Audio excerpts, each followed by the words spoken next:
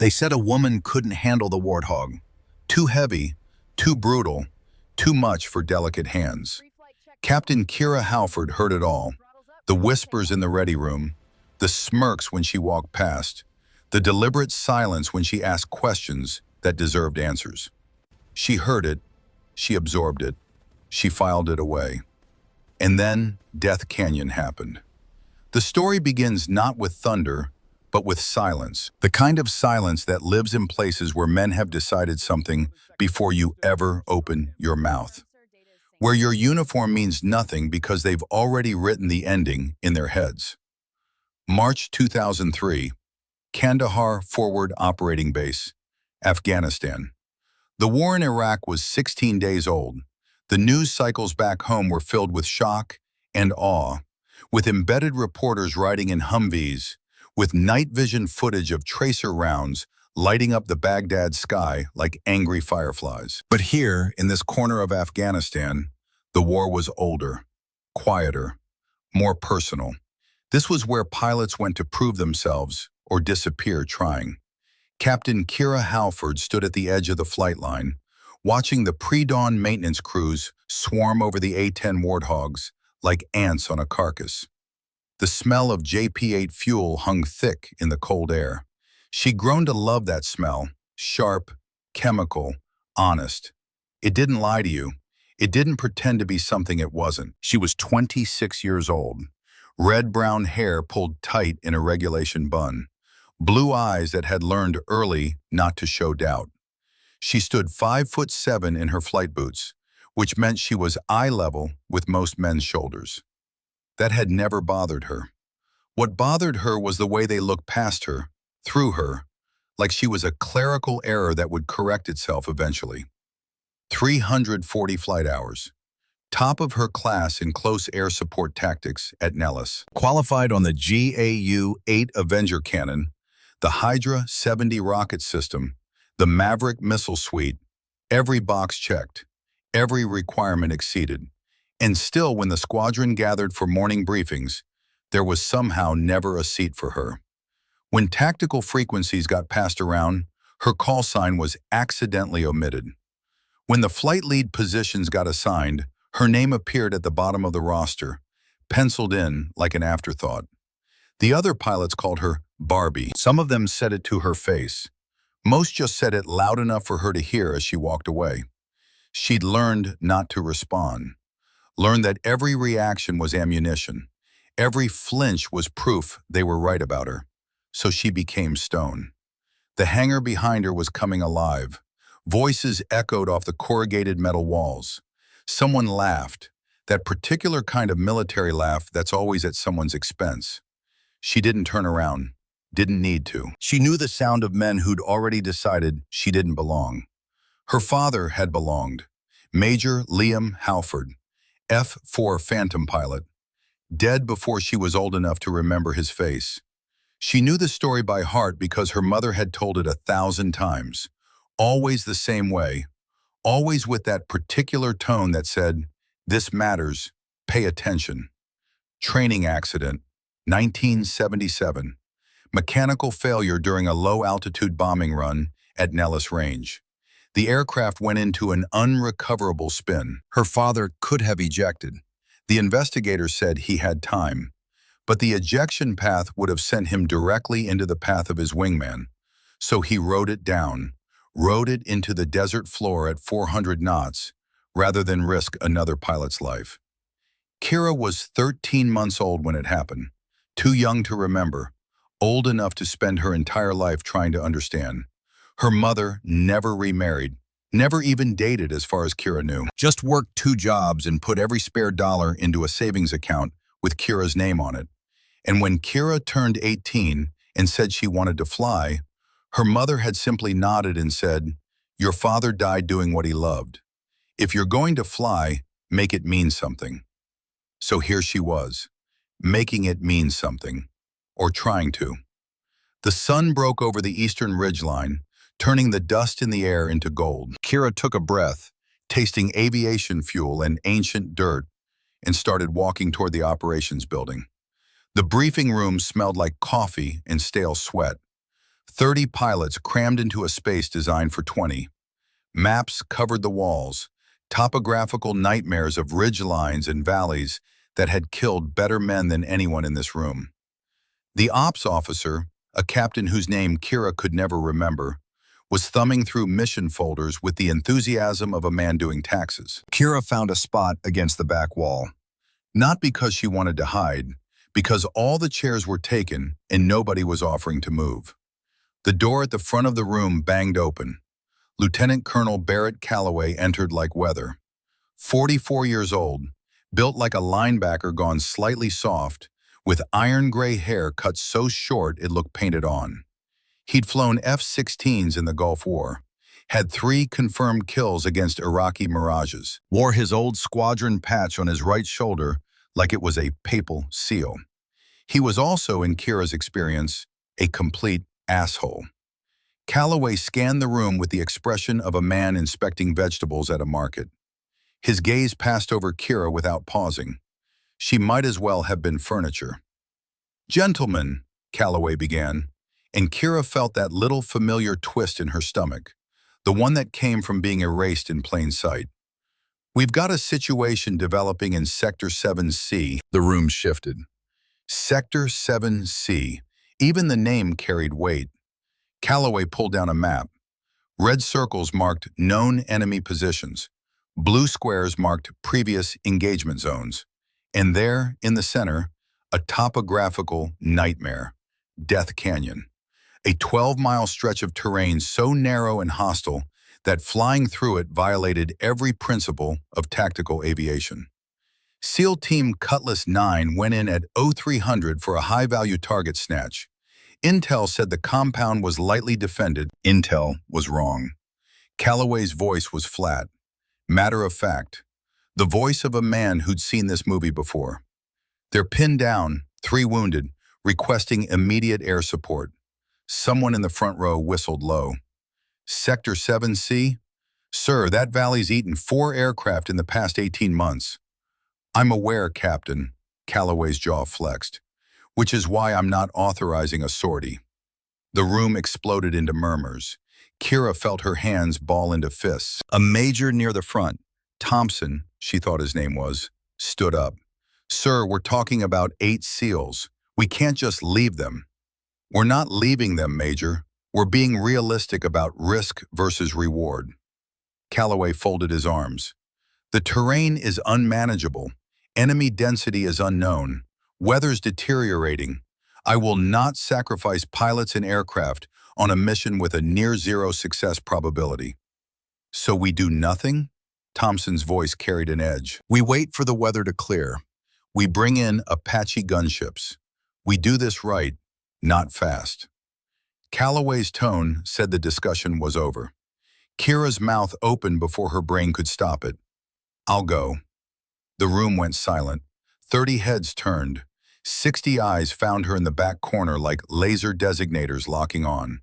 Calloway's expression didn't change.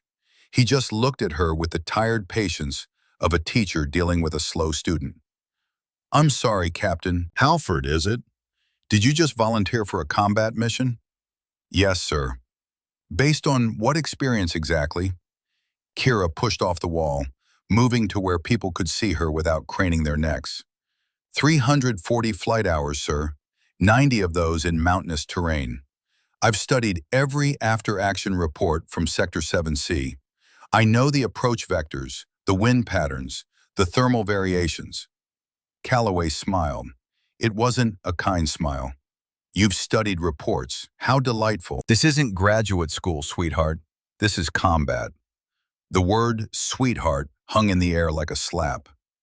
"With respect, sir," Kira said, keeping her voice level, keeping everything level. "Combat is exactly what I'm trained for." "Trained?" Calloway's smile widened. "Tell me, Captain, how many actual combat sorties have you flown?" Kira felt the trap closing. 17, sir." 17. And how many of those were in terrain comparable to Sector 7C? "None, sir, but none." Calloway turned away from her, addressing the room again. "So what we have here is an eager young pilot with no relevant experience, volunteering for a mission that's already killed 4 aircraft and their crews. Does that about sum it up, Captain? Someone in the room snickered. Kira's face burned, but she kept her voice steady. Sir, someone needs to go.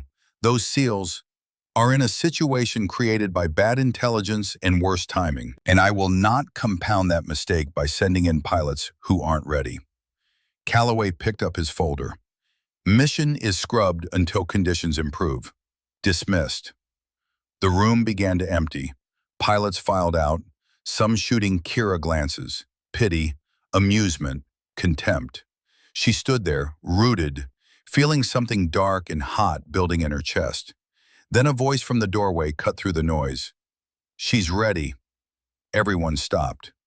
Colonel Garrett Dalton stood in the doorway, 58 years old, gray hair that had gone white at the temples, a scar running from his left ear to the corner of his mouth, courtesy of a cockpit fire in 1991, and a right leg that ended just below the knee, replaced by a titanium prosthetic that clicked softly when he walked.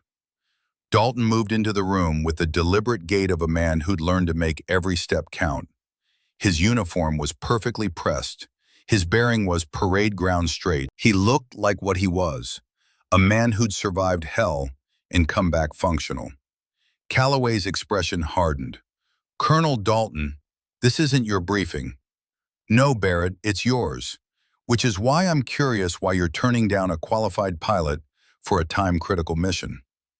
Qualified is a generous word. Captain Halford has more flight hours than half the men in this room had when they flew their first combat missions. She's top tier in CAS accuracy, and she's volunteering. Dalton's voice was calm, reasonable, the voice of a man stating facts, not arguing. So explain to me why she's not suitable. Calloway's jaw worked. Garrett, I don't have time for whatever social experiment you're running. This is a combat situation, not a teaching moment. I agree completely, which is why we should send our best available pilot. Dalton looked at Kira. Captain Halford, are you confident you can execute this mission? Kira met his eyes, saw something there she hadn't expected. Not pity, not condescension. Just a simple question that deserved an honest answer. Yes, sir, I am. Dalton nodded, turned back to Calloway. There's your pilot. Calloway's face reddened. Colonel, I'm the squadron commander. I make tactical assignments, not you. Absolutely true. And when this goes to General Kruger's desk, which it will, the moment those SEALs' families start asking why we left them to die, you'll need to explain why you had a qualified volunteer and refused to use her. Dalton's tone never changed, still calm, still reasonable. I'm just helping you think through the optics, Barrett. The two men stared at each other, some invisible military calculus being performed. Finally, Calloway exhaled through his nose. Fine. Captain Halford, you're cleared for the mission. He jabbed a finger at Dalton. But when she augers in, Jack, it's on your head, your pension, your legacy. Understood? Understood. Dalton didn't blink. Calloway grabbed his folder and shouldered past both of them, muttering something that sounded like goddamn waste. The room emptied quickly after that. Nobody wanted to be associated with the disaster everyone assumed was coming. Kira stood there, feeling her heart hammering, feeling the weight of what she'd just committed to settling on her shoulders like a flak vest. Dalton approached. Up close, she could see the fine scars on his hands. Burn marks. The kind you got from touching hot metal while trying to escape a burning cockpit. Thank you, sir, Kira said quietly. Don't thank me yet, Captain. You just volunteered for a mission with a 70% mortality rate. His blue eyes, faded but sharp, studied her. Why? Because someone has to go, sir. That's not an answer. That's a platitude. Dalton leaned against the briefing table. Why you? Kira hesitated, then decided on the truth. Because if I don't, they'll say it's because I couldn't. And every woman who comes after me will carry that weight. Dalton nodded slowly. Your father was Liam Halford. It wasn't a question. Kira blinked, surprised. You knew him? Met him twice. 1976, Nellis. He was running aggressor tactics training. I was a cocky lieutenant who thought I knew everything. A faint smile crossed Dalton's scarred face. He shot me down in a simulated dogfight so fast I didn't even know I was dead until the debrief. Then he bought me a beer and spent 2 hours teaching me why ego gets you killed. Kira felt something tight in her chest. He died before I could know him. I know. Your mother told me. Dalton reached into his jacket and pulled out a small, battered compass. Old brass, the kind that had seen decades of use. This was your father's. He carried it on every flight. Said a good compass always points home, no matter how lost you get. He held it out. Kira took it with shaking hands. He gave this to me the week before he died, Dalton continued. Said if anything happened to him, I should hold on to it until his kid grew up and became a pilot. He knew it would be you. Don't ask me how, but he knew. Kira stared at the compass, her father's compass. The metal was warm, as if it had been held recently. Sir, Don't. Dalton's voice was gentle. Just promise me you'll bring it back, and yourself, in that order. Kira nodded, not trusting her voice. Dalton straightened. The moment of softness passed. He was all business again. You've got 90 minutes to prep. I'll walk you through the terrain analysis. And Captain? Yes, sir. Forget everything those jackasses have said about you. You're about to prove them wrong. Make it count. The flight line was organized chaos. Kira walked toward the A-10s with her helmet bag slung over one shoulder and her father's compass tucked into her chest pocket, right over her heart. 4 warthogs sat in a row, stubby and ugly and perfect. The A-10 Thunderbolt II, designed to kill tanks and support ground troops, built around a massive 30mm rotary cannon that could spit depleted uranium rounds at 70 rounds per second. Slow, heavily armored, brutally effective. Pilots called it the Warthog because it was ugly as sin and tough as nails. Kira loved it, but as she approached, she realized which aircraft had been assigned to her.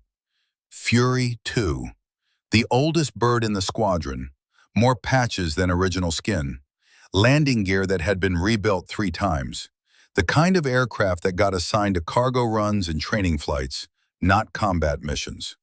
Sergeant Wade Merrick was already on the wing, running pre-flight checks. 37 years old, Oklahoma-born, with hands that could rebuild an engine, blindfolded.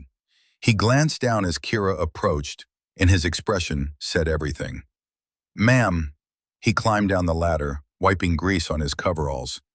I'm guessing you know they stuck you with the squadron's problem child. I noticed. Hydraulic systems at 66%. Left turbine runs hot, not critical, but you'll need to watch your temps.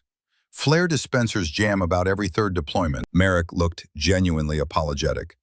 And the radar warning receiver's been glitchy since Tuesday. Kira walked around the aircraft, running her hand along the scarred fuselage. Fury 2 had seen combat, had the patches to prove it, bullet holes repaired, shrapnel damage welded over. This bird had been to hell and come back. Will she fly? Kira asked. Oh, she'll fly. Question is whether she'll come back. That's my problem, not hers. Kira looked up at Merrick. Get her fueled and armed. Full load of 30mm, whatever rockets we've got available. I'll need flares, even if they're temperamental. Merrick studied her for a moment, then nodded. Yes, ma'am, we'll make her as ready as she's going to get. That's all I need. As Merrick walked away, shouting orders to his crew, Kira stood there looking at Fury 2. The morning sun glinted off the patched armor. The GAU-8 cannon jutted from the nose like an accusation. Just you and me, old girl, Kira whispered. Let's go get those boys. The pre-flight took 40 minutes. Every system checked and double-checked. Kira worked methodically, her hands moving through the familiar routine. Fuel quantity, oil pressure, hydraulic levels, electrical systems, weapons status. She was buckling into the ejection seat when Dalton appeared on the ladder beside the cockpit. Thought you might want the latest intel update. He handed her a folder. SEAL team leader is Senior Chief Boone Prescott, 39 years old, 3 tours, good man. If he says the situation's bad, believe him. Kira scanned the documents. Enemy positions, terrain analysis, weather predictions. It was all worse than the briefing had suggested. They're expecting me to fail, she said quietly. They're expecting you to die, Dalton corrected. There's a difference. Failure you can recover from. Comforting. Wasn't trying to be comforting, was trying to be honest. Dalton pulled something else from his jacket. An old photograph. The colors faded, creased from years of handling. The photo showed a young man in a flight suit standing beside an F-4 Phantom. Dark hair, confident smile. On the back in careful handwriting, "For my daughter Kira, when you fly, fly fearless. When you fight, fight for something bigger than yourself. Dad."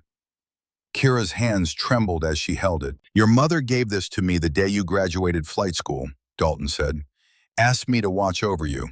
Said you'd need someone who understood what it meant to lose everything and keep flying. Why didn't you give this to me before?" "Because you weren't ready before. Now you are." Dalton tapped the photo. "Your father died because he put his wingman's life above his own. That's not sacrifice, that's math. One life versus another. He chose." Dalton met her eyes. "Today, you're making the same kind of choice. 8 lives versus 1. Different math, same principle." Kira carefully tucked the photo into her knee pocket, next to the mission card. "Colonel, if I don't make it back, you will." Dalton's voice was flat, certain. "Because you're Liam Halford's daughter, and because I didn't waste 30 years waiting to give you that compass just to watch you prove Calloway right." He stepped back, preparing to climb down. "Now get your head in the game, Captain. Those SEALs are running out of time."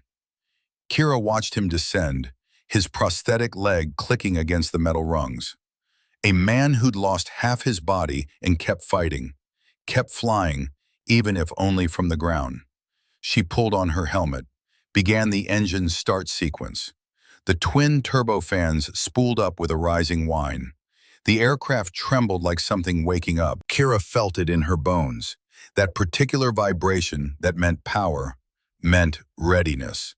The tower came through her headset. "Stormcaller, you are cleared for departure. Winds 045 at 12 knots. Altimeter 3012. Stormcaller copies, requesting immediate takeoff." "Stormcaller, you're cleared for immediate. Good luck." Then Calloway's voice cut in, cold and formal. "Stormcaller, you are cleared hot for Sector 7C. Try not to embarrass the Air Force." Kira's jaw tightened. She didn't respond, just advanced the throttles.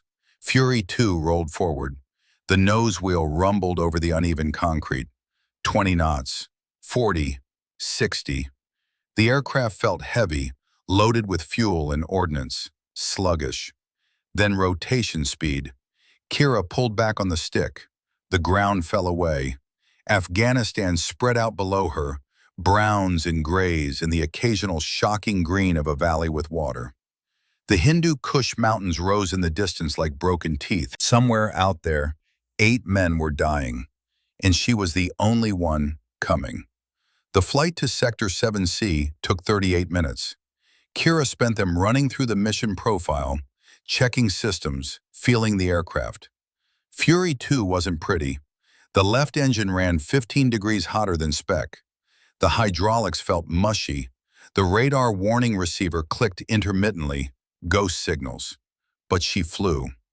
At Angels 15, 15,000 feet, Kira could see the canyon system ahead. Death Canyon, Sector 7C. From up here, it looked like a wound in the earth. A narrow slash between ridges that rose 3,000 feet on either side. Her radio crackled. A new voice, rough, tired, overlaid with the staccato pop of gunfire. Any aircraft, this is Cutlass 9. We are in contact, taking fire from multiple positions. 3 casualties. Requesting immediate close air support. Over. Kira keyed her mic. Cutlass 9, this is Stormcaller. I'm 12 miles north of your position. Talk to me, Chief. A pause. Then, Stormcaller, this is Senior Chief Prescott. We are pinned down at grid November, Kilo 7731. RPGs on 3 sides. At least 25 hostiles, maybe more. Where's the rest of your squadron? Kira took a breath. I'm the squadron, Chief. Just me. Another pause. Longer. When Prescott's voice came back, it carried a note of disbelief. Say again, Stormcaller. Did you say 1 aircraft? Affirmative. 1 bird, 1 pilot. But I'm here, and I'm loaded for bear. Mark your position with IR strobe. I'm coming in. Stormcaller, the terrain is... I know what the terrain is, Chief. Mark your position. I'll handle the flying. Kira pushed the stick forward. Fury 2's nose dropped. The altimeter unwound. 15,000, 12,000, 10,000. The canyon mouth yawned ahead. From this angle, it looked impossibly narrow. The ridges rose like walls on either side. Gray stone streaked with snow. 8,000 feet, 6,000. The radar warning receiver suddenly screamed, Acquisition radar. Someone had a lock. Kira snapped the aircraft into a hard bank, popped chaff, dove for the deck. The warning tone cut off. She leveled out at 4,000 feet, heart hammering, and aimed straight for the canyon mouth. This was it, the point of no return. Behind her, the safe sky, the return to base, the life she knew. Ahead, the valley that ate pilots, the terrain that had killed 4 aircraft, the mission everyone said was impossible. Kira thought of her father, thought of Dalton, thought of 8 men bleeding out in the rocks, waiting for help that might never come. She pushed the throttles forward. Fury 2 plunged into Death Canyon like a bullet into water, and the light swallowed her whole. The canyon walls rose on either side like the jaws of some ancient stone beast. Kira dropped Fury 2 to 200, 10 feet above the deck, low enough that she could see individual rocks, cracks in the cliff face, the skeletal remains of a tree clinging to an impossible ledge. The GPS flickered. Signal degraded. The canyon was too narrow, the walls too high. She was flying on instruments that barely worked, an instinct that had never been tested like this. The wind hit without warning. A crosswind shear slammed into the aircraft from the left. 48 miles per hour of mountain air that had nowhere to go but straight across the narrow gap. Fury 2 yawed hard. The right wing dipped toward the canyon wall. Kira shoved the stick left, stepped on the rudder, fought the aircraft back to level. Her heart was hammering. The proximity warning blared in her headset. Terrain, terrain, pull up. And she reached over without looking and shut it off. The silence that followed was somehow worse than the alarm. 200 feet. The canyon narrowed to 285 feet, wall to wall. Fury 2's wingspan was 57 feet. She had clearance. Barely. The radio crackled again. Prescott's voice strained.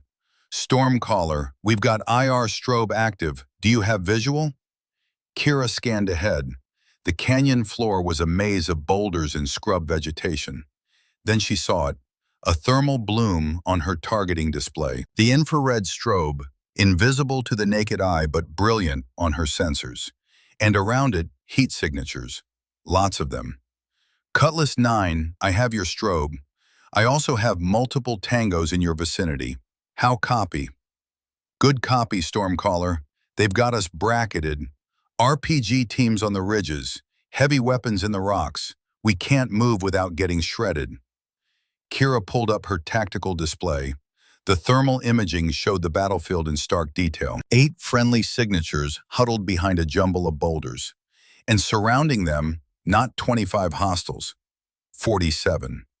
Her blood went cold.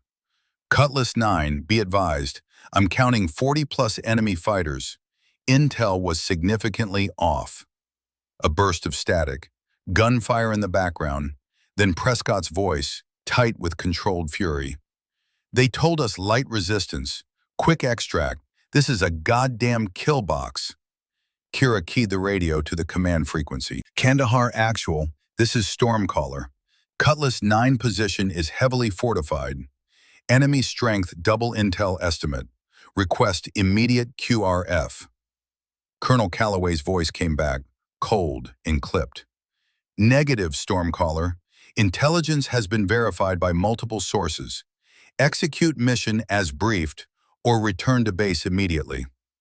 Sir, I have visual on 40+ combatants.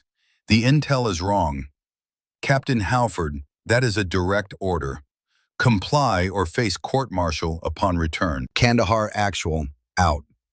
The frequency went dead. Kira felt something sharp and hot spike through her chest. They weren't listening, weren't believing her. She was alone out here with 8 men who were about to die and a command structure that had already written them off. Then a different voice cut in. Private channel, encrypted. Kira, it's Dalton. I'm pulling AWACS data right now. You're correct. Someone fed us garbage intel. Colonel, what the hell is happening? I don't know yet, but I'm digging. Right now you focus on keeping those men alive. Understood? Yes, sir. And Kira, trust your eyes, not their reports. The channel closed. Kira took a breath, pushed everything else out of her mind. The politics, the doubters, the wrongness of the intel. None of it mattered now. What mattered was 8 men and 47 enemies and a canyon that gave her zero margin for error. She checked her weapons panel. GAU-8 Avenger cannon, full load, 1,100 rounds of 30mm ammunition, 6 Hydra 70 rockets, 6 AM-9 missiles that would be useless in this terrain, and 6 flares, her only defense against heat-seeking missiles. Not enough, not nearly enough, but it would have to be. Cutlass 9, I'm making my approach. When I call break, you get your heads down. Copy? Roger, Stormcaller. We're ready. Kira scanned the ridgeline, found her first target, a cluster of 3 heat signatures on the eastern ridge. RPG team. They'd be waiting for her to come in low, lead her just right, fire when she was committed to the run. So she wouldn't give them the chance. She pulled back on the stick. Fury 2 climbed, engines screaming. 500 feet, 700. She broke out above the canyon rim, and for one brief moment she could see forever. The mountains stretching away in every direction. The sky painfully blue. Then she rolled inverted and dove. The world spun. The horizon became vertical. Kira pulled the stick back, which was really forward when you're upside down, and Fury 2 dropped like a stone. The canyon walls blurred past. The altimeter unwound. 700 feet, 500, 300. She could see the RPG team now with her naked eye. 3 men, 1 holding the launcher, 2 feeding rounds. They were looking the wrong direction, expecting her to come in low, not from above. 200 feet, 150. Kira snapped the aircraft upright. The G-forces crushed her into the seat. Her vision grayed at the edges. She squeezed her legs, forced blood back to her brain, and put the targeting pipper on the enemy position. 100 feet. She pulled the trigger. The GAU-8 Avenger roared to life with a sound like God's own chainsaw. The entire aircraft shuddered. 70 rounds per second screamed out of the nose cannon. Each round was the size of a milk bottle. Depleted uranium, dense enough to punch through tank armor. What it did to human beings was something Kira tried not to think about. The ridge exploded. Dust and rock and things that had been men disintegrated in the storm of metal. The 3 heat signatures on her screen simply vanished. Kira pulled hard left, banking away from the ridge. The canyon wall flashed past her right wing, so close she could see the layers of sediment in the stone. Cutlass 9, Rifle 1 is clear. Holy shit! Someone on Prescott's team, young voice, full of awe. Did you see that? Shut it, Rodriguez. Prescott's voice, steady. Stormcaller, you just bought us breathing room. We've got movement on the south slope. Mortar team, looks like. Kira scanned her display, found the signatures. 2 men setting up a tube. If they got that mortar operational, the SEALs were finished. No cover could protect them from indirect fire. She banked right, lining up her next run. The canyon twisted ahead, serpentine. She'd have to thread between 2 rock outcroppings, give herself maybe 3 seconds to acquire and fire. The left engine temperature spiked. Warning light, 695 degrees. Not critical yet, but climbing. Not now, Kira whispered to the aircraft. Hold together for me. She dropped lower, 120 feet. The canyon floor rushed beneath her. Boulders, scrub, a dry riverbed that might run with water in the spring. The rock outcroppings loomed, 60 feet apart. Fury 2's wingspan was 57 feet, 3 feet of clearance on each side. Kira steadied her breathing, lined up dead center, advanced the throttles. The world compressed into a slot of stone and sky.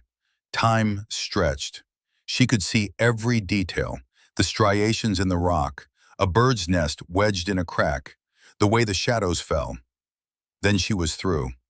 The mortar team was directly ahead, 100 yards. They were swinging the tube toward the SEAL position. Another 10 seconds, and they'd have their first round in the air. Kira didn't use the cannon.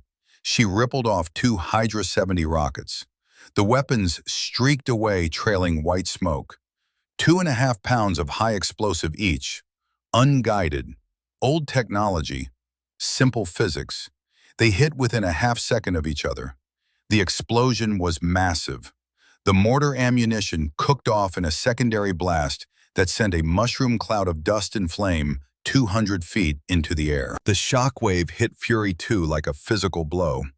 The aircraft bucked. Kira fought the controls, felt the hydraulics strain, managed to hold level. When the dust cleared, the mortar team was gone. Just a crater and some burning debris. Cutlass 9, south slope is clear. Stormcaller, you're an angel. Prescott's voice carried genuine relief. We're going to start moving toward... The radar warning receiver screamed. Missile launch. Infrared signature. Coming from the northwest ridge. Kira's training took over. No thought, just reaction. She slammed the stick left, pulled hard, popped a flare. The flare ejected with a metallic clunk. Burned white hot, 2,000 degrees, more attractive to a heat-seeking missile than an aircraft engine. The missile went for the flare, detonated 60 meters behind Fury 2. But the blast was close enough. The shockwave caught the tail section.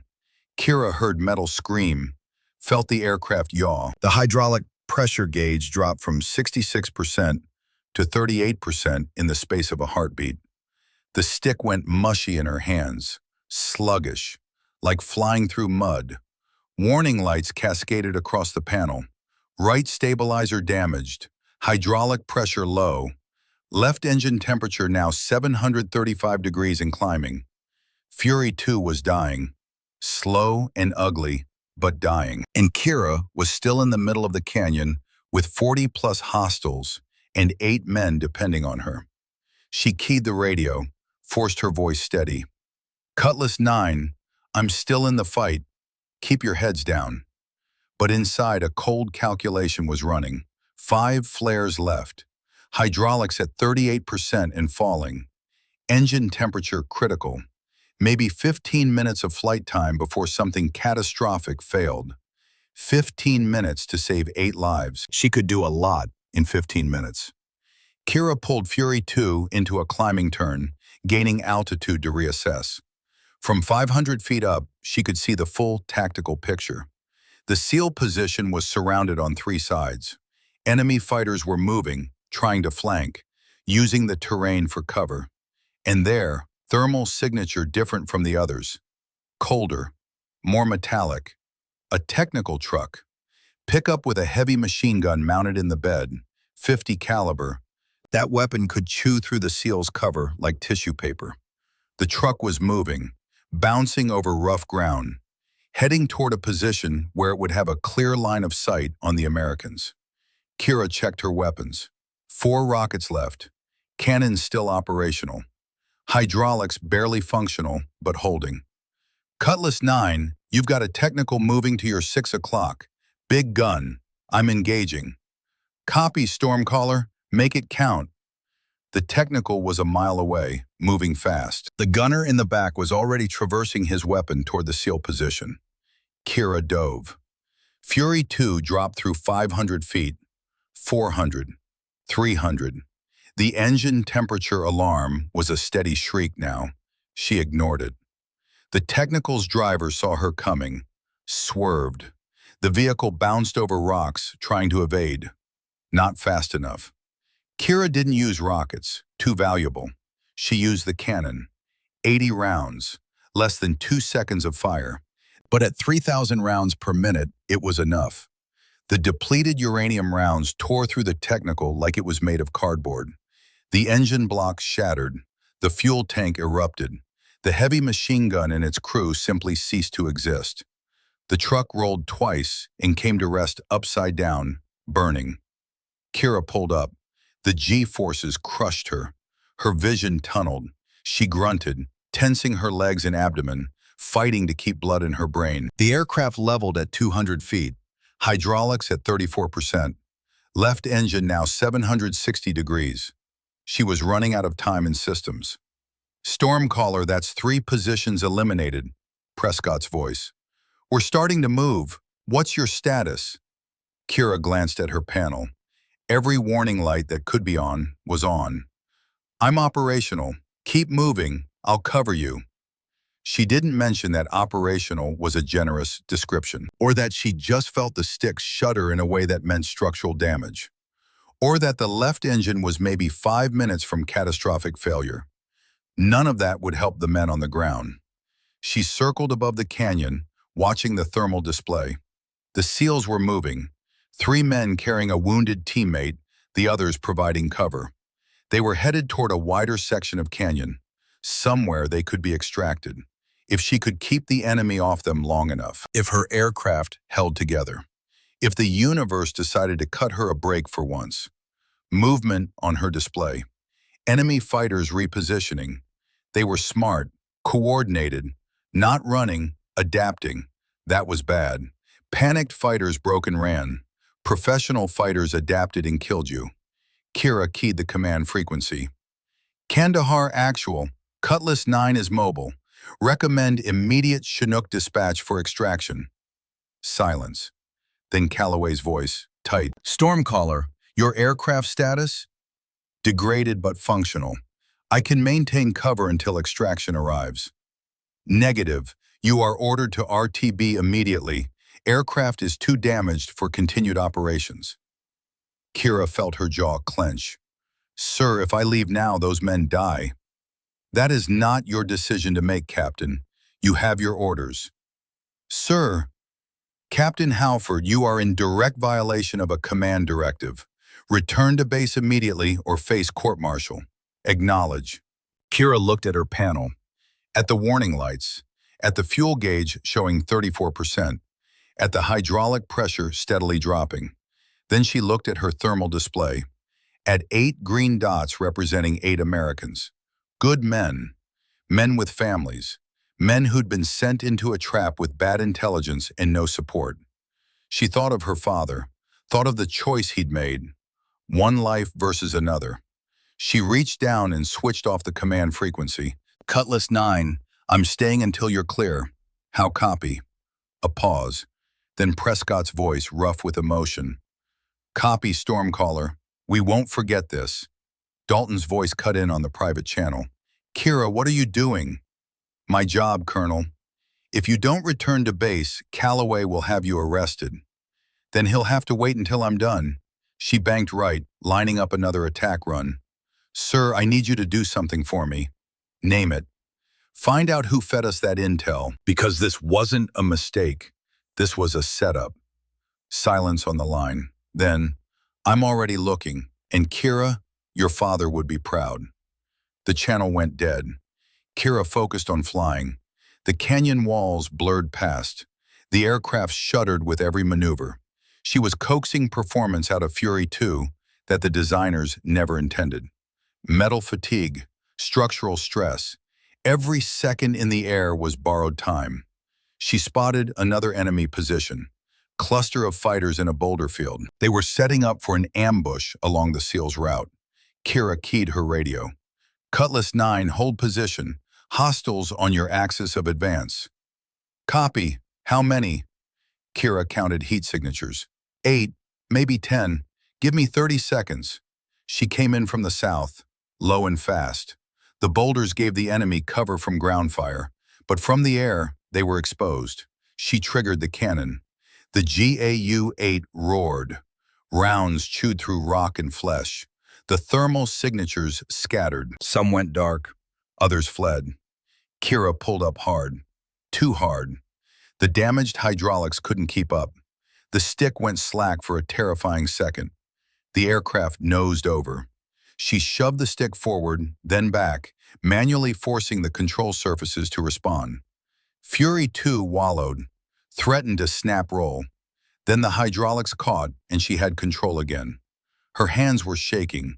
Sweat ran down her back despite the cold at altitude. Cutlass 9, axis is clear. Move now. The SEALs were running. Well, 3 of them were carrying their wounded, and the others were bounding Overwatch.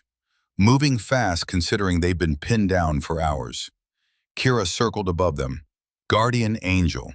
She had 2 rockets left. Maybe 400 rounds of cannon ammunition. Hydraulics at 29%. Left engine at 780 degrees, and the metal was starting to smell. That particular hot metal stink that meant things were warping that shouldn't warp. And then she saw it on her display. A new thermal signature. Higher up the canyon wall. Not moving, just sitting there, watching. The signature was wrong. Too cold for a living person in this climate. But not cold like a rock. Cold like something insulated, like something designed to mask its heat. Kira zoomed her sensors, enhanced the image. A figure, human-shaped, standing on a ledge that looked almost impossible to reach.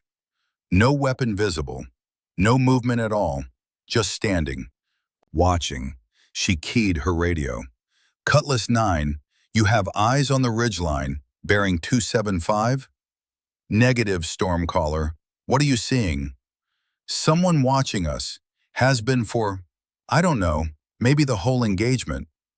Hostile? Unknown. They're not engaging, just observing. Prescott's voice was tight. Can you engage? Kira looked at her weapons panel. 2 rockets, limited cannon rounds, and 8 men still in danger from known threats. Negative. I need everything I've got for confirmed hostiles. Understood. We're 300 meters from extraction zone. 300 meters. In this terrain, that was 10 minutes of hard movement. 10 minutes Kira had to keep them alive. The radar warning receiver chirped. Not a full alarm, just a chirp. Acquisition radar. Someone was painting her, trying to get a lock. She jinked left, popped another flare. The warning stopped. 4 flares left. The canyon opened ahead. The walls spread out. The floor flattened into something approaching level ground. This was it, the extraction zone, and it was occupied. Kira's thermal display lit up. 2 enemy positions. Dug in, heavy weapons. They were waiting at the exact spot where a helicopter would have to land. Her blood ran cold. Cutlass 9, abort approach. Extraction zone is compromised. Say again, LZ is hot. What? Prescott's voice carried shock. Command said Alpha was sanitized. Command was wrong, or lying. There are hostiles in pre-positioned ambush. A string of curses from Prescott. Then, Stormcaller, if we can't extract at Alpha, where do we go? Kira scanned her display, looked at the terrain. The canyon system branched here. The main branch led to LZ Alpha and the ambush. But there was a smaller canyon to the southeast, narrower, rougher, not on any official map, but she could see from the thermal imaging that it opened into a flat area. Small, but big enough for a Chinook to land. New rally point, Kira said. Heading 135. Follow the small canyon. There's an opening 800 meters southeast. That's not on our maps. I know, trust me. A pause. Then, Roger, Stormcaller, we're trusting you. The SEALs changed direction, started moving toward the smaller canyon. It would take them longer, more exposure, more risk, but better than walking into an ambush. Kira needed to give them time, needed to deal with the hostiles at LZ Alpha so they didn't pursue. She had 2 rockets left, maybe 300 cannon rounds. An aircraft that was held together by prayers and spite. It would have to be enough. She armed both rockets, set them for simultaneous release, dove toward LZ Alpha. The enemy fighters saw her coming, started to scatter, but they built their positions for fighting ground targets, not for an attack from directly above. Kira pickled both rockets at 300 feet. They streaked down, trailing smoke, hit within a second of each other. The explosions merged into one massive blast. Secondary detonations as ammunition cooked off. A fireball rose into the sky. Kira pulled through the smoke and flame. The turbulence buffeted the aircraft. The left engine coughed. The temperature gauge spiked to 810 degrees. The engine firelight illuminated. Kira's heart stopped. Engine fire, in combat, in a canyon, with no ejection option, because ejecting would send her straight into enemy territory. She reached for the fire suppression, pulled the T-handle. Halon gas flooded the engine compartment. The firelight stayed on. The engine temperature kept climbing. 820, 840. Come on, Kira whispered. Please. 860 degrees. Then the firelight went out. The temperature stabilized at 850. Still dangerously high, but not climbing. The engine was damaged but running. Kira let out a breath she didn't know she'd been holding. Cutlass 9, LZ Alpha is clear. How's your movement? We're in the secondary canyon. 5 minutes to the opening you spotted. 5 minutes. Kira checked her fuel. 28%. Hydraulics, 24%. She was flying on fumes and determination. She circled above the SEALs, watching, waiting, her finger on the cannon trigger. The thermal display showed the enemy fighters pulling back, regrouping. They'd lost too many, taken too much punishment. They were breaking contact. But that figure on the ridge, the watcher, still there, still motionless. Kira zoomed in again, enhanced the image as much as her sensors would allow. For just a moment, she thought she saw details. Body armor, advanced design, nothing like what the local fighters wore. And something that might have been a camera or a sensor array. Then the figure moved, stepped back, disappeared into the rocks. Whoever they were, whatever they were doing, they were done watching. Stormcaller, we're at the LZ, Prescott's voice. It's tight, but it'll work. Where are those Chinooks? Kira switched frequencies, called the command at. Kandahar Actual, Cutlass 9 is at alternate LZ. Coordinates Papa, Kilo, 7786. Request immediate extraction. A different voice responded, not Calloway, someone from Flight Ops. Stormcaller, 2 Chinooks inbound, ETA 4 minutes. 4 minutes. Kira could hold for 4 minutes. She circled the LZ, scanned for threats. The enemy had pulled back, but they weren't gone, just regrouping. If they realized where the SEALs were, if they made one more push, the minutes crawled past. Kira watched her instruments. Fuel at 24%, 22, 20. She'd need at least 18% to make it back to base, maybe 15 if she was willing to risk flaming out on final approach. She was at 19% when she heard the Chinooks. The sound was unmistakable. The whop, whop, whop of twin rotors, heavy, powerful, the sound of salvation. 2 CH-47s came in low and fast. The pilots were good. They flared hard, noses high, and settled into the tiny LZ with barely room to spare. The SEALs moved fast, loading the wounded first, then the others. 30 seconds and they were aboard. The Chinooks lifted, rotors clawing at thin mountain air. They climbed out of the canyon, gaining altitude, gaining safety. Stormcaller, this is Cutlass 9, Prescott's voice. All souls accounted for. We're clear. Kira felt something tight in her chest loosen. Roger, Cutlass 9, glad to hear it. Stormcaller, I've been doing this for 15 years. Best close air support I've ever seen. Thank you doesn't cover it. Just doing my job, Chief. Like hell you were. What you did today, that was something else. A pause. When they write this one up, I'm making sure they spell your name right. Kira didn't know what to say to that, so she said nothing. She turned Fury 2 toward home. The aircraft groaned, metal fatigue evident in every sound. The left engine was running rough, the hydraulics barely responsive, fuel at 17%. She'd burned through her margins, spent everything the aircraft had and then some. But 8 men were alive. That was the math. The same math her father had used. Different numbers. Same principle. She aimed for Kandahar and prayed the aircraft would hold together for 30 more minutes.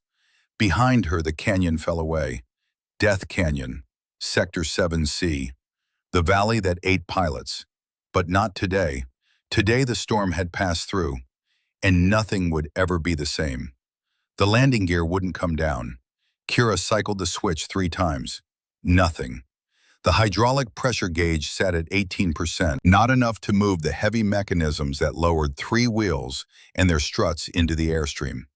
She was 20 miles from Kandahar with 17% fuel and no landing gear. The tower's voice crackled in her headset. Professional. Calm. The kind of calm that came from training, not from actually being calm. Stormcaller, we show your gear is not down and locked. Confirm. Affirmative, tower. Hydraulics are insufficient for normal extension. I'm going to manual.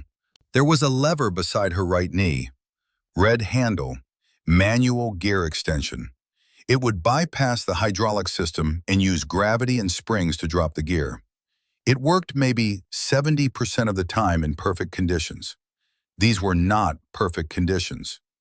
Kira reached down, pulled the handle. Nothing happened.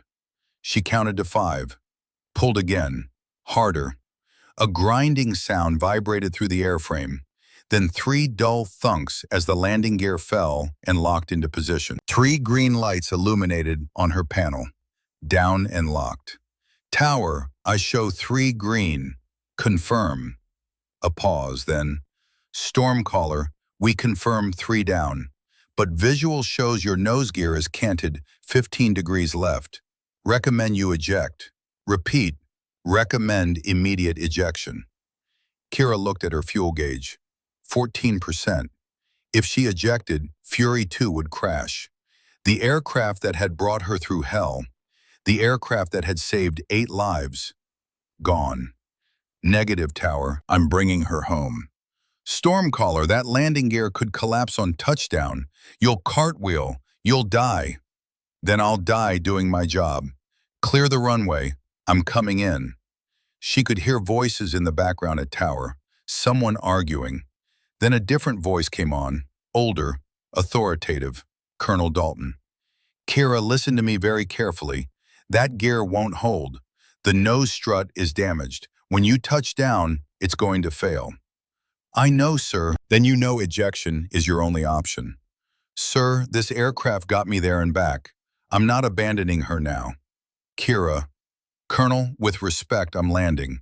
You can court-martial me afterwards if I survive. Silence on the line. Then Dalton's voice, quieter. Reduce your approach speed as much as possible. Touch down on the mains first. Keep the nose high as long as you can. When the nose gear contacts, it's going to pull hard left. Counter with full right rudder and brake. Yes, sir. And Kira, your father would have done the same damn stubborn thing. The frequency went quiet. Kira configured for landing. Flaps down, or as far down as the dying hydraulics would move them. Airspeed 190 knots. Too fast. Should be 140.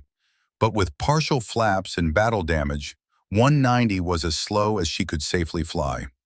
The runway stretched ahead, 8,000 feet of concrete. Emergency vehicles were lining up along the sides. Foam trucks, ambulances, fire suppression. They were preparing for the worst. Maybe they were right to. Kira passed through 500 feet, 400, 300. The desert floor rushed up.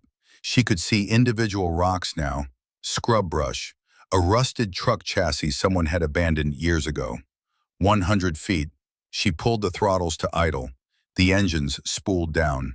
Fury 2 dropped like a stone. 50 feet. She pulled back on the stick. The nose lifted. The main landing gear dropped toward the runway. The wheels kissed concrete with a screech of rubber. The aircraft bounced, came down again, harder this time. The nose was still high, still airborne. Kira held it there. 3 seconds. 5. The aircraft was slowing. 160 knots, 150, 140. She couldn't hold the nose up forever. The speed was bleeding off. The control surfaces losing effectiveness. The nose gear touched down. For a single, perfect moment, nothing happened. Then the damaged strut collapsed. The nose slammed into the runway with a shriek of tearing metal. The aircraft pulled hard left, violent, like a car hitting ice. Kira's world became chaos. She stomped on the right rudder, shoved it to the floor, grabbed the brake handle. The right main tire locked up, started to skid. The aircraft was spinning, slowly at first, then faster. The nose dug into the concrete. Pieces of the aircraft were tearing off. She could see them in her peripheral vision. Metal flying, sparks. The ejection seat was right there. She could pull the handle, blast out, be safe. But her hands stayed on the controls, fighting, trying to save it. The spin slowed. The aircraft shuddered, groaned. She was sliding backwards now, still moving fast enough to kill her if she hit something, but slowing. The runway was a blur, then individual seams in the concrete. Then she could read the painted numbers. Fury 2 came to rest 1,800 meters down the runway. 30 degrees off centerline.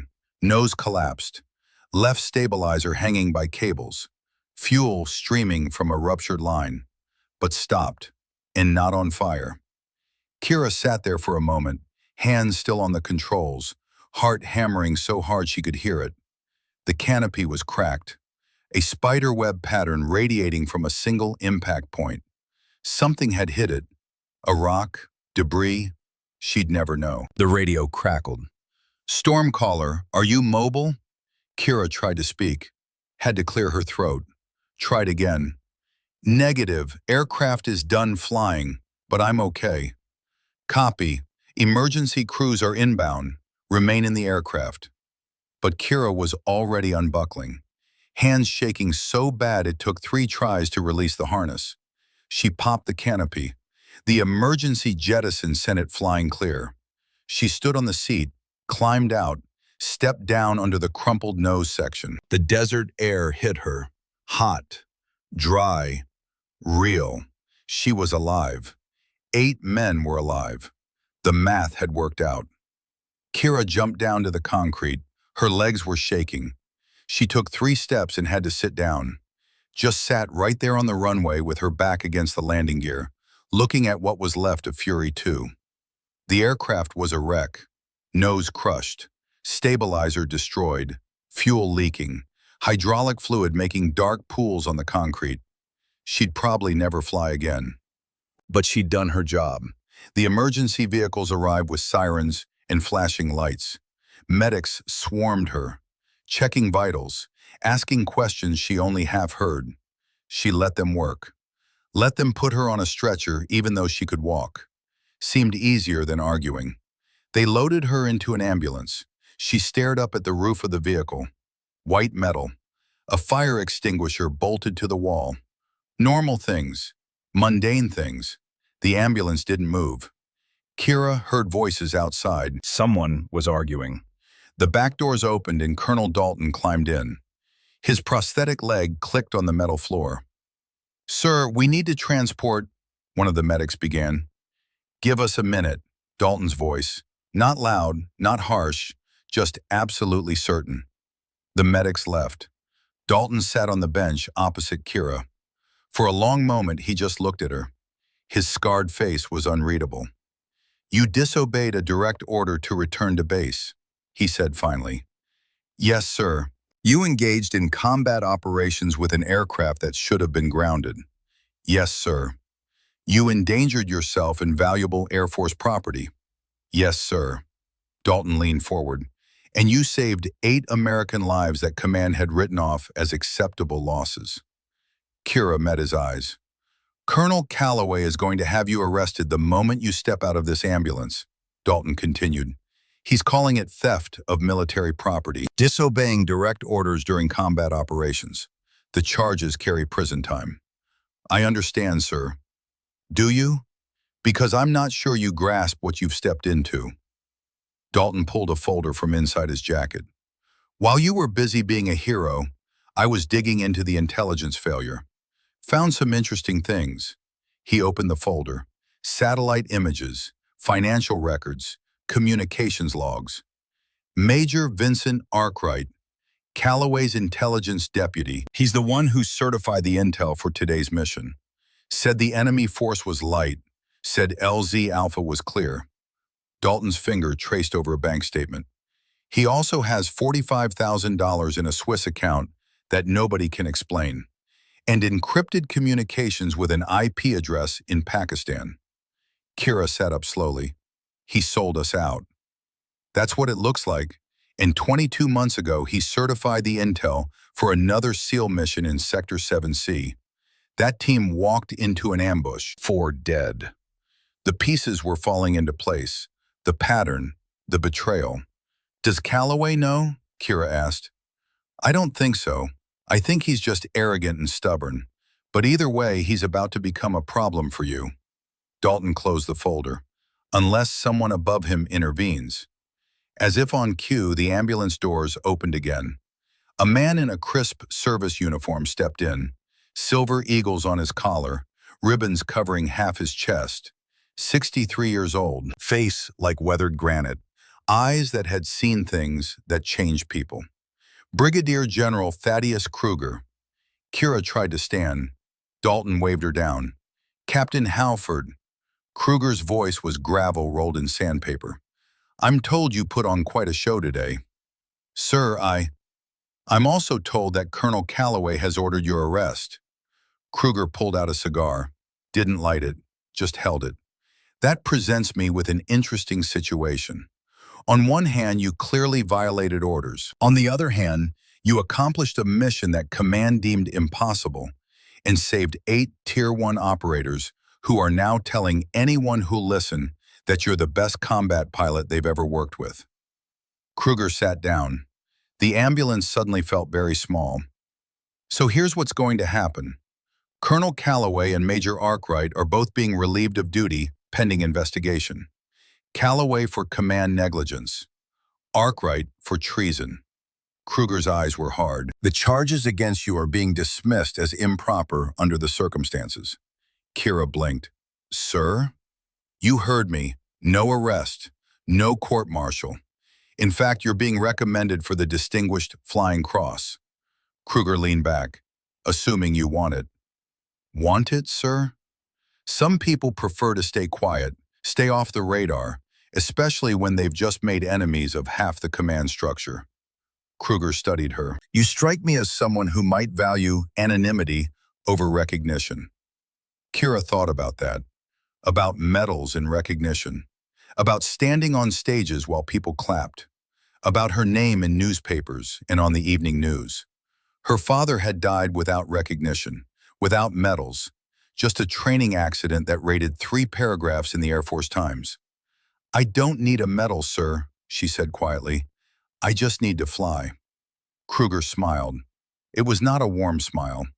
It was the smile of a predator recognizing another predator. That's what I thought. He pulled out another folder. I have a proposition for you, Captain.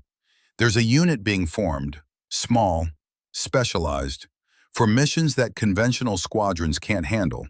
Missions in terrain like Sector 7C, against enemies who are getting smarter every day. A special project squadron? Kira asked. Something like that. No glory, no publicity, just results. Kruger's eyes were steady on hers. Colonel Dalton would be the ground commander. You'd be one of the primary pilots. Interested? Kira looked at Dalton. He nodded once. She thought about the canyon, about Fury 2 dying beneath her, about 8 men who got to go home because she'd been stubborn enough to ignore orders and skilled enough to make it work.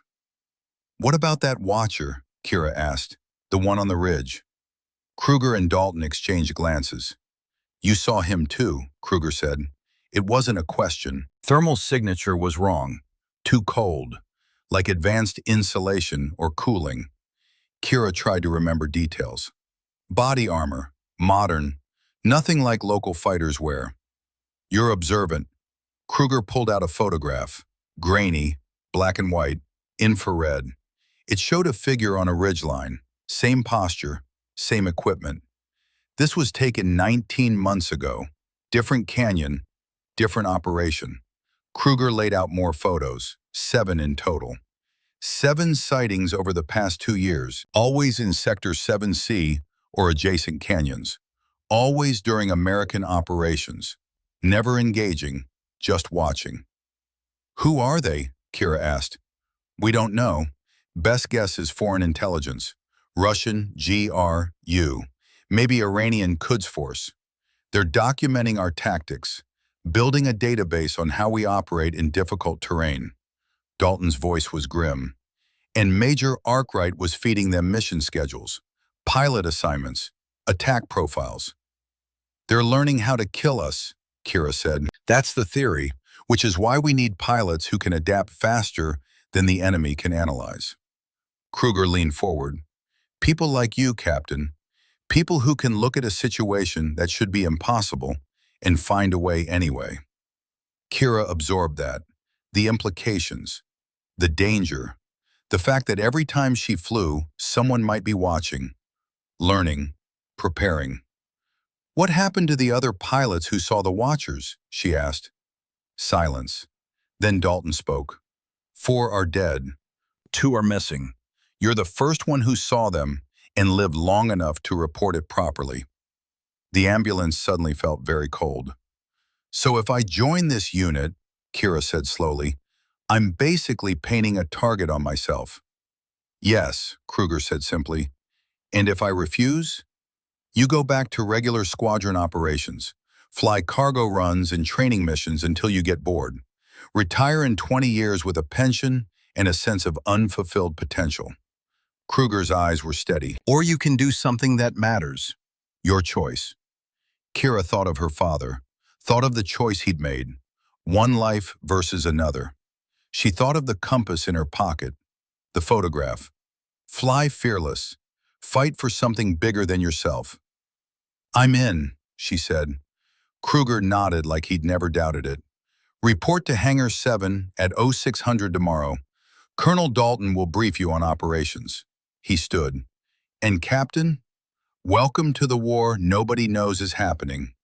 He left. The ambulance doors closed behind him. Dalton remained. He was looking at her with something that might have been pride, or worry, or both. You didn't have to volunteer for this, he said. Yes, sir, I did. Your father would have made the same choice. Kira touched the compass in her pocket. You said it yourself. This is what we do. Dalton was quiet for a moment. Then he reached into his jacket and pulled out something wrapped in cloth. He handed it to her.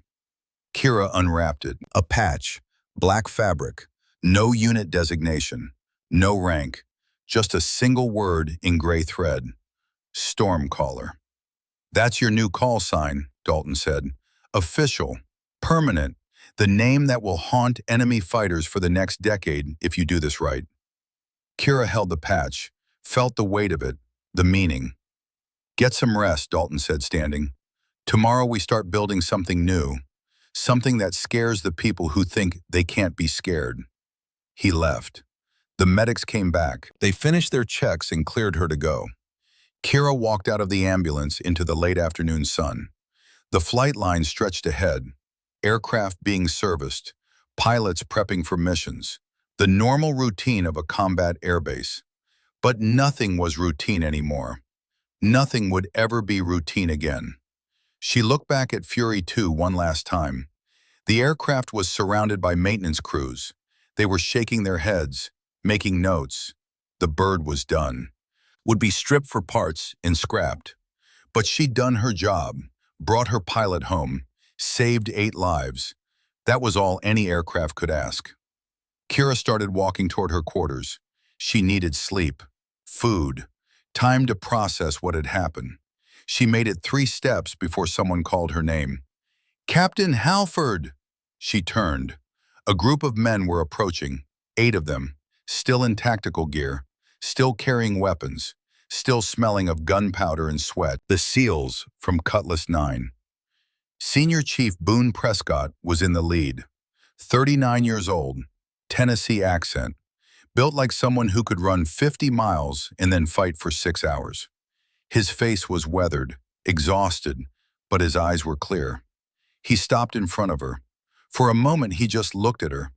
Then he reached up and unpinned something from his uniform, the SEAL Trident, the badge that said you'd survived the hardest military training in the world. That said, you were part of something that didn't break, didn't fail, didn't leave people behind. "This is for you," Prescott said. His voice was rough. "You earned it. You're one of us now." "Chief, I can't accept." "With respect, ma'am, yes you can. You flew into hell for us. You stayed when anyone with sense would have left. You saved our lives when command had written us off." He pressed the trident into her hand. "That makes you a SEAL. I don't give a damn what the Navy says." The other 7 SEALs formed up behind him. One of them, young kid, couldn't be more than 25, had tears in his eyes. "Ma'am," the kid said, "my wife is pregnant, due in 2 months. I wasn't supposed to make it home today, but I will now, because of you." Kira didn't know what to say, so she just nodded. Prescott straightened, came to attention, saluted. All 8 SEALs saluted. Kira returned the salute, held it, let them hold it. These men who'd been through hell, who'd been abandoned, who'd been saved by someone who refused to leave them behind. When they finally dropped their hands, Prescott stepped forward again. "One more thing, ma'am. When they write this mission up, and they will, I'm going to make sure they spell your name right. Make sure everyone knows what you did, so that every pilot who comes after you knows what the standard is." "Chief, I didn't do this for recognition." "I know, ma'am. That's why you deserve it." Prescott's scarred face creased into something that might have been a smile. "Fair winds, Stormcaller." The SEALs left, walking back toward their area, alive, whole, home. Kira stood there holding the trident. The metal was warm from where Prescott had worn it. She could feel the weight of it, the meaning. She tucked it into her pocket next to the compass. 2 pieces of metal, 2 legacies, 2 reminders of what it meant to fly fearless and fight for something bigger than yourself. She continued toward her quarters. The sun was setting, painting the sky in reds and purples. Beautiful, peaceful. Tomorrow would come early, a new unit, a new mission, a new war that nobody knew was happening. But tonight she was just a pilot who'd done her job and lived to tell about it. That was enough. The briefing room was full, not just the 4 pilots of the Special Projects Squadron, but 24 others, conventional pilots, squadron commanders, intelligence officers. General Kruger stood at the front. Behind him, a screen showed statistics, mission success rates, enemy casualties, friendly forces saved. The numbers were staggering. "In the past 12 months, Kruger began, this unit has flown 23 missions, 23 successes, 0 failures, 0 casualties. They've operated in terrain that conventional doctrine says is unflyable, against enemies who've had months to prepare, and they've won every single time." He clicked a button. A map appeared. Red zones marked across Syria, Afghanistan, Iraq, sectors that had been death traps, that had eaten aircraft and pilots. These areas are now designated clear. The enemy has withdrawn from most of them, not because we dropped more bombs, not because we sent more troops, but because they learned that when they set up in these places, Stormcaller comes, and when she comes, they die. Murmurs in the room, some admiring, some skeptical, some jealous. Kruger clicked again. A photograph appeared.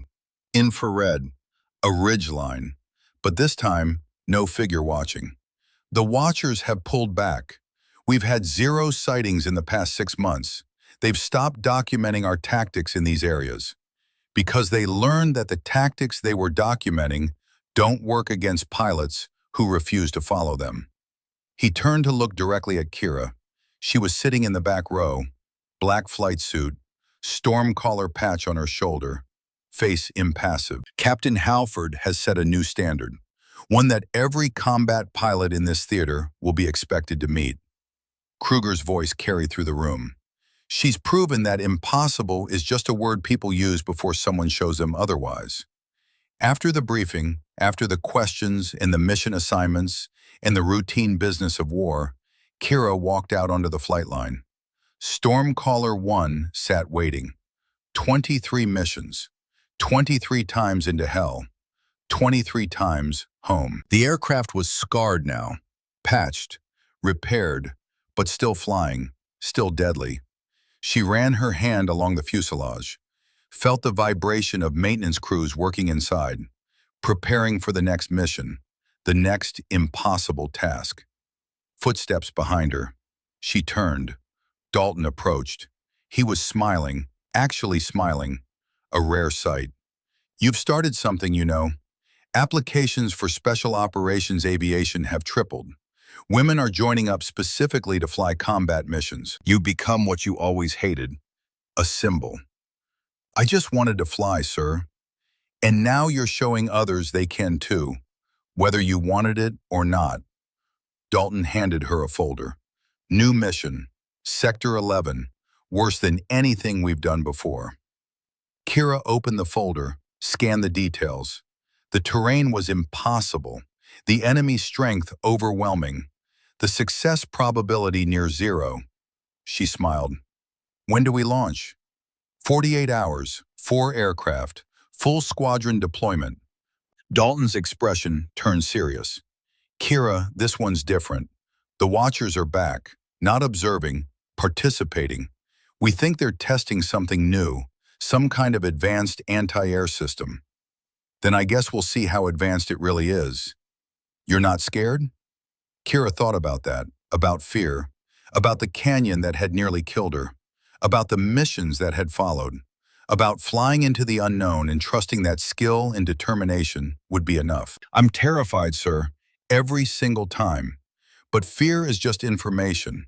It tells you the stakes are real. It doesn't tell you to quit. Dalton nodded. Your father said something similar, right before his last flight. They stood there for a moment, 2 warriors looking at an aircraft that had seen more combat than most entire squadrons, that had defied physics and logic and common sense to bring people home. He'd be proud, Dalton said finally. Both your parents would. I know, sir. Kira touched the compass in her pocket. The photo, the sealed trident, her touchstones, her reminders. That's why I fly. She climbed up into Stormcaller 1, settled into the cockpit. Home. Dalton watched from below. See you at the briefing, Captain. Yes, sir. He walked away, his prosthetic leg clicking on concrete. A man who'd lost everything and kept fighting, who'd found new purpose in guiding others to do what he no longer could. Kira powered up the systems, just to check, just to feel the aircraft come alive. Displays flickered on, green lights, ready lights, the low hum of electronics and hydraulics, and the promise of violence held in check. She closed her eyes, remembered the canyon, remembered 8 men who'd been written off and brought home, remembered every mission after that, remembered every time someone said impossible and she'd proven them wrong. The radio crackled. Someone was broadcasting on the emergency frequency. Distant, desperate. Any aircraft, this is Paladin 4. We are under fire. Heavy casualties. Need immediate. The signal cut off. Kira's eyes opened. Her hands were already moving. Start sequence. Engine power. Weapon systems. She keyed the intercom. Colonel Dalton, Stormcaller requesting immediate launch authorization. Emergency call received from Paladin 4. A pause, then Dalton's voice. He'd heard it too. Granted, but Kira, you're not alone this time. Razor 2 and Razor 3 are spinning up. They'll take a second emergency call we just received. Grid November Victor 8123. Kira felt something warm spread through her chest. Not alone. Not anymore. Understood, sir. She completed the start sequence. The engines wound up. Stormcaller 1 trembled. Ready. She advanced the throttles. The aircraft rolled forward. Tower came through. Stormcaller, you are cleared for immediate departure. Godspeed. The runway stretched ahead. 8,000 feet of possibility and purpose. Kira pushed the throttles to full. The aircraft accelerated. Faster. Faster. Rotation speed. She pulled back on the stick. The ground fell away. Afghanistan spread below her. The mountains, the valleys, the places where men fought and died, and sometimes got saved by someone who refused to accept impossible as an answer. Somewhere out there, Paladin 4 was dying. Not for long. The storm was coming, and this time, she wasn't the only one. Behind her, 2 more Warthogs launched. Black paint, no markings. Razor 2 and Razor 3. Her squadron, her family, the unit she'd helped build. Kira pointed the nose toward the last known position of Paladin 4, pushed the throttles forward, felt the aircraft surge beneath her. Alive, deadly, purpose incarnate. And as she flew toward the unknown, she thought about a young woman at Nellis Air Force Base, 23 years old, dark hair in a tight bun, eyes full of determination and doubt. Cadet Morrison, whose brother had been with Cutlass 9, who'd seen the photograph, who decided she wanted to fly. Kira had met her last month, had seen that same fire, that same refusal to accept limits. Will I ever fly with you? Morrison had asked. If you're good enough, Kira had said, the unit doesn't recruit, they find you. Morrison had nodded, understood, then asked one more question. How will I know if I'm ready? Kira had smiled, touched the patch on her shoulder. Stormcaller.